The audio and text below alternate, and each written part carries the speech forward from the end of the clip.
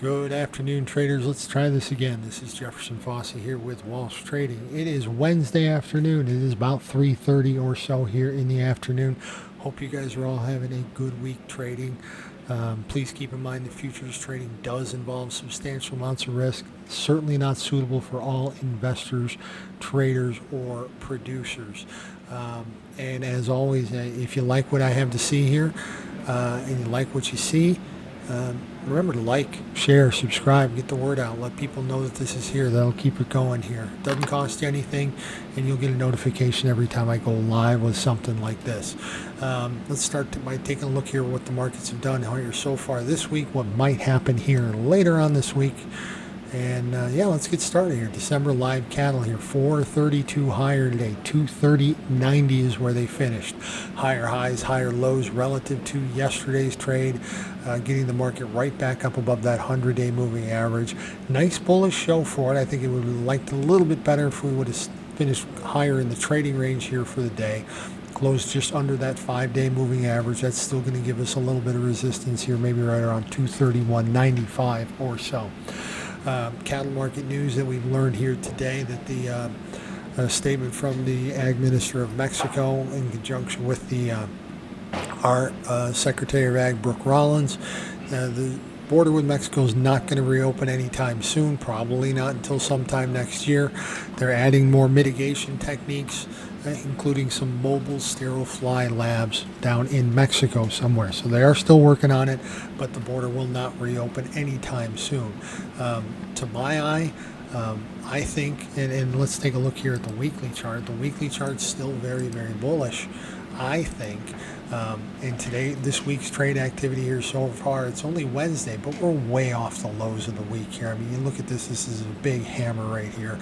Usually, not always, but usually when I see a big spike low like this and we finish up in the upper 10 to 25% of the trading range for that bar, that's usually a reversal sign. I like it a little bit better if we can turn it green, but cattle markets did react very positively here today and did rally up here a little bit. Looking over here to the January feeders, 915 higher here today. Everything had expanded limits here in the cattle markets, not because we finished limit down yesterday, but because the feeder markets did finish lower than what the normal quote-unquote limit is. Remember, we were down 955 here yesterday, but today January came right back up 915 higher.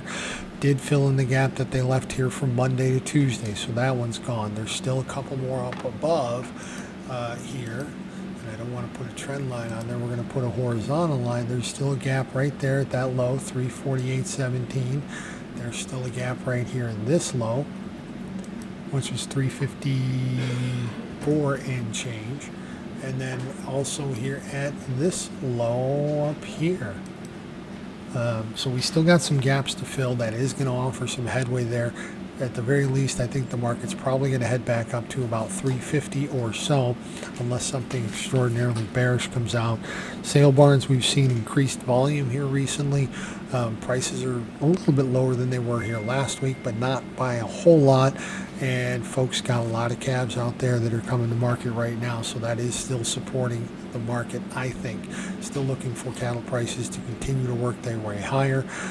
Yes, the trade activity here over the last week and a half has certainly been bearish, but you had extraordinarily volume here yesterday in the feeders. The volume yesterday was what, 33, almost 34,000 contracts traded. And that actually exceeds the whole open interest for the January contract. It's rare to see that turnover like that in one of the broader markets. You usually see that in the smaller, more speculative markets like the micro gold or the micro Dow or the mini Dow or mini micro S&P, something like that. Those are usually big trader markets that turn over every day. It's unusual to see feeder cattle do that. I think that might be changing the market sentiment just a little bit. Lean hogs continue to sag lower here. Down in another nickel here today, 80.77. That's the last I show here on that. That's where we settled today. Lower lows, lower highs. Market's staying pretty heavy. We're bouncing. It's not on this chart, but we're bouncing right off that 100-day or 200-day moving average. And actually, that should be on this chart. There we go. So we are bouncing right off that 200-day moving average here in the December contract. Should be a little bit of support there, but we banged into it here yesterday. We're still holding right against it here today. Volume's been ticking up a little bit, so folks are trying to either initiate some new positions or take off some old ones. There is still a price gap here to 84.45, which was when we gapped lower here a week ago from Monday to Tuesday here. They will go back and fill that at some point. Right now, stochastics market's very oversold, and MACD is still pointing towards some more weakness here, although it is starting to lighten up just a little bit. See if this 200-day moving average can hold as support. I've got that number at 80.67 here today, and we finished at 80.77. So might dip through it here, but if we come charging back up here on either tomorrow or Friday, that could signal a little bit of profit taking going on in the hog market. Christmas corn, D's corn here, 4.34 today, up 2 cents on the day. This is the highest close that we've had here since July 3rd here in the corn market. I think that's relatively supportive. Yesterday, we can see that they filled in that price gap that they left from the 3rd to the 7th of July. Filled it in yesterday, saw a little bit of selling pressure against it. Today you've got kind of an inside day here. All of today's trade was inside yesterday's range, but we did finish on toward the highs of the day, up 2 cents here at 4.34. The 200-day moving average is going to give us some resistance in corn right around 4.37 or so. Ultimately, I think maybe 4.50 is where we could see December get to. The market stays strong. We could see the MAC months out into next year. March, July, May, that kind of thing, continue to trend higher here next spring.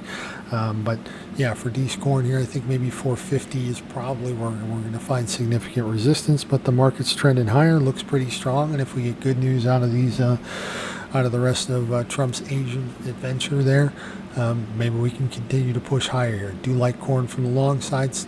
Short-term moving averages are bullish, trading above the 50-day, above the 100-day. As a matter of fact, they're about ready to make a bullish crossover here. Actually, they're same level, both at 420 here today. That's usually a sign of a long-term trend shift when the 50 and the 100 cross.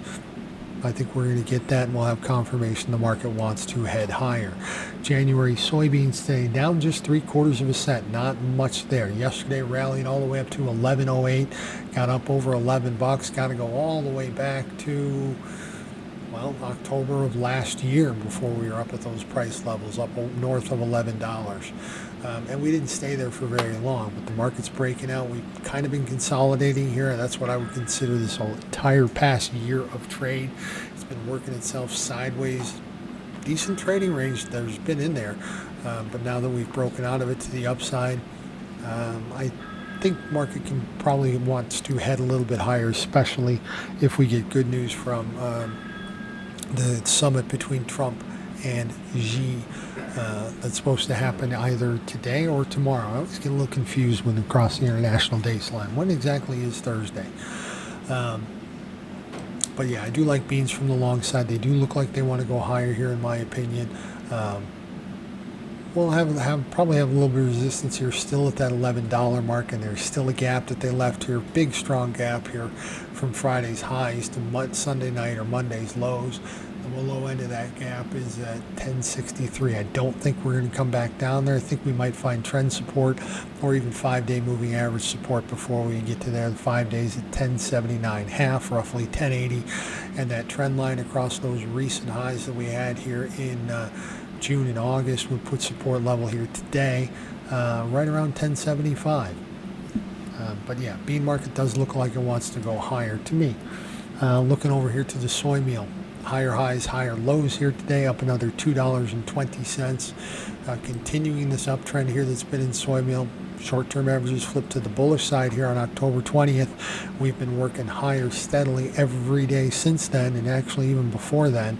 You know, low really started here on October 14th. So last couple of weeks, about half the month, market's been ripping higher, and we currently closed today at the highest closing we've had since June 6th. I think this is relatively supportive to the market. Seasonally, soy meal tends to outpace soybeans and soybean oil, and I still like soybean meal here from the long side. I think that's got a little bit more higher to go. Maybe maybe up to about this 320 level, which is roughly where we were here in March. Looking over to December, soybean oil finished the day 10 lower here. Did spike way down there early this morning, and the overnight session finished when we were on our lows here, down around that 49.56 area. Closed it at 50.16, down just 10 on the day. Kind of coming back up a little bit. Got a little bit of a bearish breakout here yesterday and today when we closed below that little bit of trend line support that I've got drawn on here. Not that my trend lines really mean anything in the grand scheme of things, but that's what they did break out of here.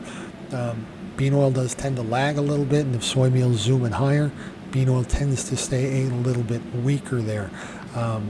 It's actually got a pretty good bullish fundamental story here, but we're just not seeing the market trend higher right now. It's been more sideways over the last month. I don't see a whole lot of direction here at the moment to the bean oil market. Chicago wheat up 3 1/4 here today, 532 1/4, the highest close that we've had here since middle of September, the 16th there. Pretty strong move up here over the past week. We've been heading higher now 1, 2, 3, 4, 5, 6 green days here in a row. Market's staying really strong. Also gapped higher here on Sunday night from Friday's close there. So there's still a hole here. Friday's high, 515 half. I think if we pulled back to 515 half, we'd probably get a little bit more selling pressure on there. You count the 50-day moving average. We've closed up above it here for 3 days now. That's given us support here at 517 and a half. 5 days, and the short-term average is 5-10 day. They are pointing toward higher prices, and they are in bullish configuration here right now. I think 522 half is where you got the 5 day. That might give us a little bit of support here should the market retrace here some. 100 day is going to give us some resistance, 538 1/4. Might take a heavy lift to get that wheat market out of here because the fundamentals are a little bit bearish. Market has flipped back to the overbought status. MACD is pointing toward higher prices. And at the moment, barring a huge pullback, I do like wheat from the long side here. It's going to take a long time to kind of break this downtrend, but it's starting to, and I think this is the best push up that we've had here in quite some time. KC wheat's doing the same thing, 2 3/4 higher here today, settling at 522 3/4. Kind of traded all inside of yesterday's range here, so maybe it's slowing its roll, maybe it's losing its momentum, but you had pretty good trading volume here today in it. Some 53,000 contracts traded here in the KC. Chicago had pretty good trading volume here as well, although it did drop back a little bit. The high volume for the week was on Monday, but KC wheat, Chicago wheat, they're trying. Could be the beginning of a bull market there, but we got to get up over these 100-day moving averages first. KC wheat's got that number here at 528 half. 50 days going to give you some support here right around that 505, 506 or so area. Looking over toward the soft markets, cotton also been rallying here this week. Pretty strong move up. I guess the Asian tour is good for the cotton market here as well. Closed above the 50-day moving average for the first time here since the middle of September. That time we only did it once. Last time before that we traded right around it for about maybe 10 days or so here in the middle of August. Market has been very much in a downtrend here for quite some time. It's actually been kind of consolidating, not nearly as wide a trading range as we've seen in soybeans here over the last year, but the market's had a relatively narrow trading range, has been trending down, still got a breakout above this trend line here that today I've got right around that 66.75 or so area. If we can get a close back up above there, I think the cotton bulls might come right back out in force. Volume is very strong here today for the December cotton contract. Leads me to believe more folks are at least buying the market, perhaps even getting out of short positions, but folks are establishing new positions, and closing above the 50-day is relatively supportive there. Looking at March sugar, lower lows, lower highs today, but we did finish 6 ticks higher here at 14.43. This market just continues to grind down here. Had a big day down here on Monday where we dropped 51. Down 9 here on Tuesday. A little bit of an uptick today, up 6. Kind of slower, but we did set new contract lows here for the March sugar contract. Stochastic is very oversold here at the moment. 10 and 6.5 is where I've got those readings. MACD is pointing toward lower prices. Did mitigate a little bit here today, but I don't know. Sugar market's still in a pretty strong downtrend here. Could continue this way for a while. December coffee, 392 higher here today, 410. Up 410 is where, excuse me, closed at 392, 410 higher here on the day. Sorry, getting a little turned around here late in the afternoon. Short-term averages here on my chart did flip over to the sell side here this morning. Market's been working lower ever since we had that big spike high and a new contract high here last Thursday. Did bounce off the 50-day moving average here yesterday and again today. Today it turned the bar green. That could give us a little bit of support here in the coffee market. Short-term averages are on the sell side. So if you don't want to take the sell signal here, but you're looking to be a buyer because you think the market's still bullish, I would have a risk and reverse sell stop. You know, if you buy 5, sell 10 here, wherever your stop is, risk to the short side there. I wouldn't risk any more than perhaps Tuesday's low here on a long position, but that 50-day moving average has held. Might bounce up here a little bit more. The market has been in an uptrend. Well, at least since the beginning of August, but when we scroll out and look back a little bit further, it's been a long uptrend for a lot longer than that. Likes to pull back off those contract highs. We saw the market do that here in September, pulled back for 4, 5, 6 trading days, and then zoomed right back up till we set new highs this week. That may happen here again. Looking over to December, cocoa 48 higher today, but lower lows, lower highs in the day, closing at 6,050 here. Short-term averages turned bullish here about a week ago today, at least here on my chart, but everything's still pointing down. 50 days declining, 100 days declining, 200 days declining. We're breaking out to lows here in over the last month, you know, kind of breaking trend line support right there. Made contract lows here in the middle of October on the 13th, rallied up a little bit, did not make new highs, did not get anywhere close to any real significant resistance levels that I see here on the chart. Started working our way back down. Cocoa might looks like it wants to make another leg down to my eye. Gold market's still trading, it's still open. Got December gold futures here down $32, $31.90 lower here at the moment. 3,951.80. Short-term averages on my chart flipped over to the sell side here last Friday. We saw 3 days where we're banging in new contract highs there, 43.92, 43.98, 43.93.60, and then that was the big day down. We were down like $250 here Tuesday a week ago, but the market's still staying pretty heavy. We're hanging right around this 38% retracement here on the Fibonacci level. Got the 50-day moving average real close to the 50% level. 50-day moving average is 3,821 and change. 50% retracement just from the lows that we had here at the end of July to the highs that we had here, well, a week and a half ago now. A 50% retracement would be about 3,851. So that's where I would expect to see the market find support here, maybe about $100 lower here. Gold market did set higher highs, higher lows here today, but we're getting about a selling pressure here as we head into late in the day. Silver's only up 11 here today, same kind of thing going on there. Nice spike low yesterday, getting close to that 50% retracement, also off those late July lows to the highs that we had here last, Friday now, a week and a half ago, almost 2 weeks ago now. Market's been bounced off it. That 50-day moving average got close to the 50% retracement, bounced up. Today you're getting a little bit more selling pressure. I think that's a result of the Fed lowering rates, but I'll cover that here in just a few minutes when we get to the bond market. Silver market's trying to rally. Can't get above, struggling to get above this trend line. What was trend line support now becomes trend line resistance. Today that number is about 47.96. We'll call that 48 even. Tomorrow I'd have it up around 48.20. We got to get it back up above there to get the silver bulls to come back out. Short-term averages are on the sell side. Stochastics relatively oversold, although not excessively, and the MACD is pointing down here as well. Looking at December copper, higher highs, higher lows, and we actually spiked up high today. Highest we've been here since, well, they pulled the copper tariffs off here on July 30th. Pretty strong move, not real aggressive.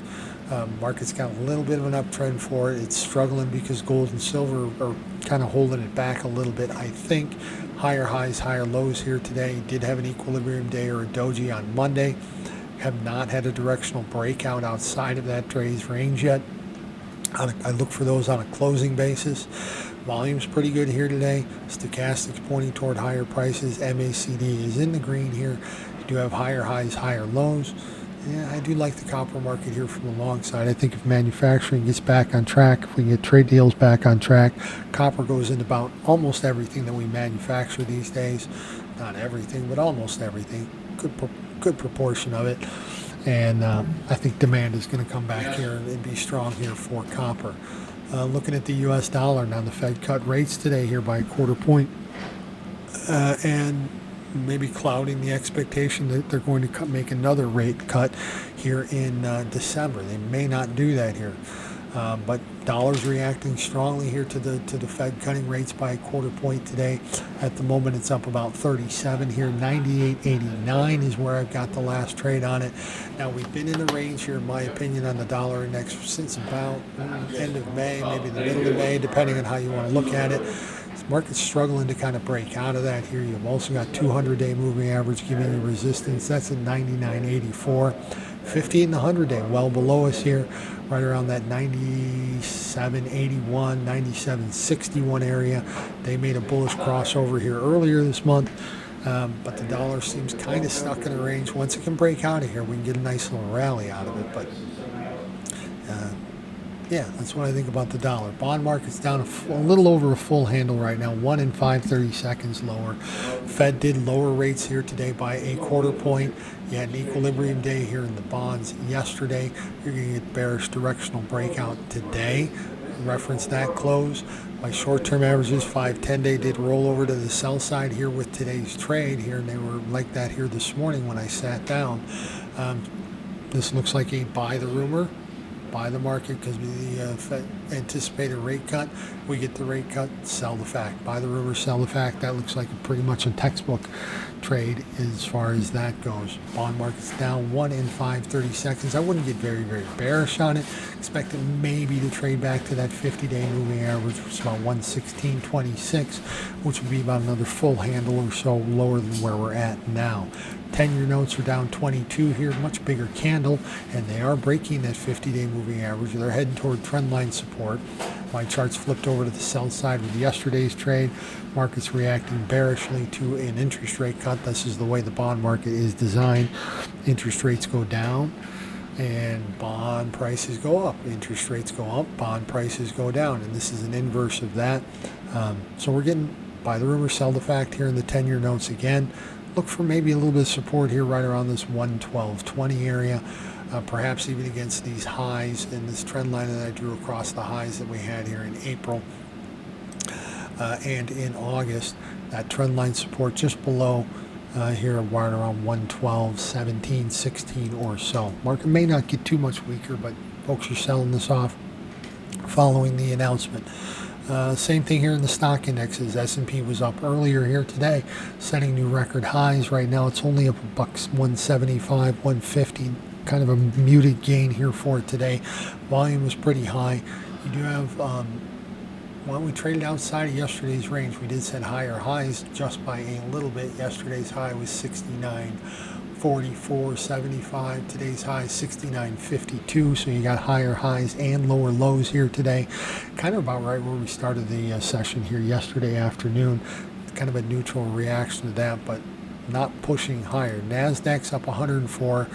Very clearly a green bar there. Higher highs, higher lows. That'll market and the S&P, all those gapped higher here on from, well, the Sunday night open here, trade as of Monday. Stock market's looking friendly here at the moment. NASDAQ's pushing up, higher highs, higher lows. It's up about 104 here at the moment. Dow futures are down 106, much like the S&P. Did spike up to new highs. Did take out yesterday's lows, and we're kind of coming back to about where we started. 5-day moving average giving you support right there. In the Dow, 47,541 or so. May even come back and check that high here from last Friday, which was 47,508. Fill that gap in, let the market go higher. Russell Index down 19 or so. Bigger trading range here for this one, and this is 2,000 stocks, so it's the broader index of all the ones that I've covered here so far. The S&P's 500, the Nasdaq's 100, the Dow is 30 stocks, the Russell is 2,000. You do have lower lows. You had higher highs relative to yesterday, but a little bit of pushback here on the broader market, down 1970. Hasn't really turned bearish. Everything's still on the bullish side. Probably going to see it pull back and maybe test this 50-day moving average support, which is 24.45 in the Russell. And finishing up with the energy markets here today, crude's up about 19 cents here, waiting for my chart to load, Let's try unleaded gas. Oh, did I lose a connection or something?